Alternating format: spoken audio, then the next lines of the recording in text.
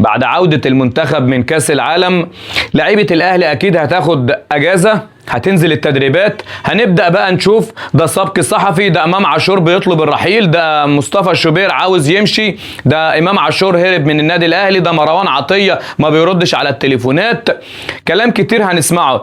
يا ريت يا جماعة ما ننساقش ورا الاخبار الكذابة، ندعم النادي الاهلي، ندعم المدير الفني، ندعم لاعيبتنا، وباذن الله النادي الاهلي هيجدد لامام، هيجدد لشوبير، هيجدد لمروان او هيرحلهم. اكيد النادي الاهلي شايف اللي فيه الصالح للعيب وللنادي، واكيد مش هيخسب لعيب يقعد في النادي غصب عنه. فعشان كده لازم نستنى الاخبار تطلع من النادي الاهلي، واحنا داعمين للنادي الاهلي في كل الاخبار وفي كل الطرق. احنا بندعم النادي الاهلي وبنشجع النادي الاهلي بدون مقابل. لايك وشير ومتابعه من كل جماهير النادي الاهلي لو انت وصلت للاخر، وقول لي تتمنى مين يبقى موجود منهم في النادي الاهلي ومين يرحل.